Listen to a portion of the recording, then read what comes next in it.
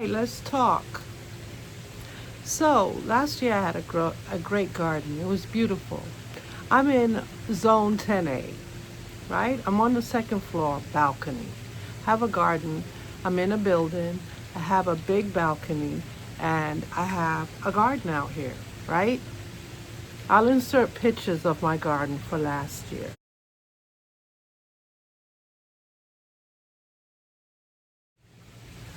Okay, so I noticed this year, my garden, I also have a hydroponic tower out on my balcony.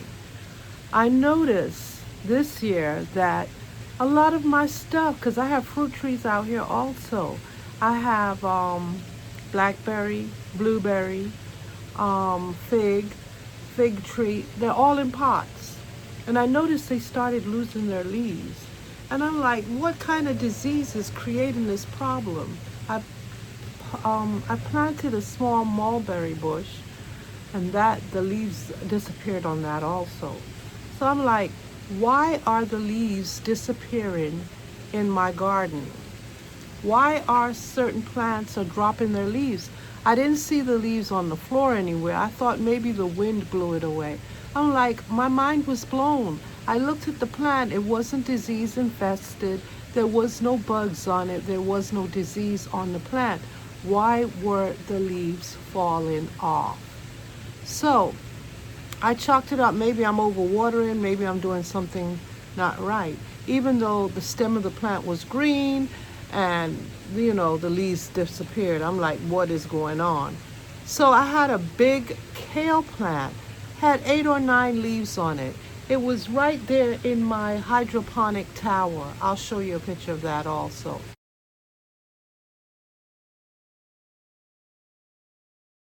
It was right there in my hydroponic tower, right?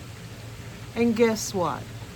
One morning I came out because I use the leaves for soup, stir fry, whatever I want kale in, I will go ahead and do the come and cut again method, meaning that I will cut at the outer leaves, let the inner leaves keep growing and keep cutting it that way so I could have more than one serving out of the plant. It'll last me a longer time and I can enjoy the kale plant, you know, from cuttings.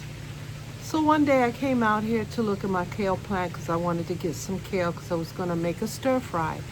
Came out here, the kale plant was not there. I don't know what happened to the kale plant. I'm like, what is going on? So while I'm trying to figure out what is happening, the next day I'm in my bedroom.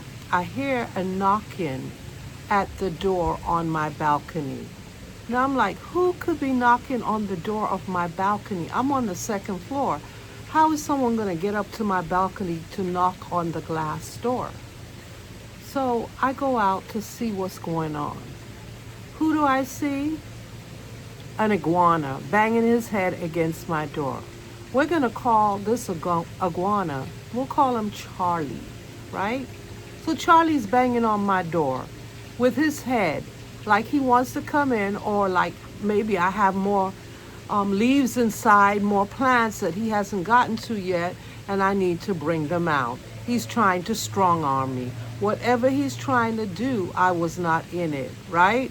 So Charlie bangs on the door. I go to the door. I look at Charlie. He runs away. All right, so now I know it came to me. A light bulb came on. This iguana has been eating all the leaves off my plant. He's been having a smorgasbord. If you don't know what a smorgasbord is, he's been filling his tummy with lunch, breakfast, and dinner from the leaves of my plant.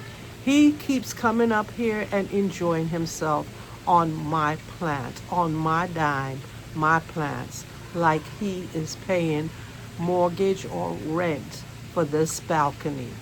Okay? So I'm like, I've got to do something about Charlie. He keeps coming up here helping himself. The next day comes, I hear the banging again. Guess who's at the door? Charlie is there banging his head against the door. I'm like, what is wrong with this iguana? Is he touched? Is something wrong with his head? Why is he keep banging on my door? Okay, so fine. I go to the door, he runs away again. So I'm like, you know what? I've got to do something. I get some peppermint oil, mix it with soap, and then I pour it down the side of my building where the drain pipe is because I know he's using that drain pipe to climb up, right? So I pour it down on the drain pipe and on the side of my balcony. And for 3 days, I did not hear from Charlie. I did not see him. Then came a big heavy rain, and I guess washed away the peppermint oil from the drain pipe and from the side of the balcony. Who do you think I see that day sleeping, hence my thumbnail, sleeping on my patio chair? Charlie, like he owns the place. Like he just ate a whole bunch of food, got tired, laid out on my patio furniture and went to sleep. The audacity of this iguana. I can't believe it. I said, okay, I went on Amazon and bought this deterrent for iguanas, right? It smells very, very bad, but I could tell it has cinnamon in it, cayenne pepper, and probably neem oil with peppermint oil. I know it has peppermint oil in there. So it's $20, but you might be better off buying the ingredients cheaper and add a little soap water to it, right? That will get his butt. So anyway, I have the spray and I put it down. I haven't seen him.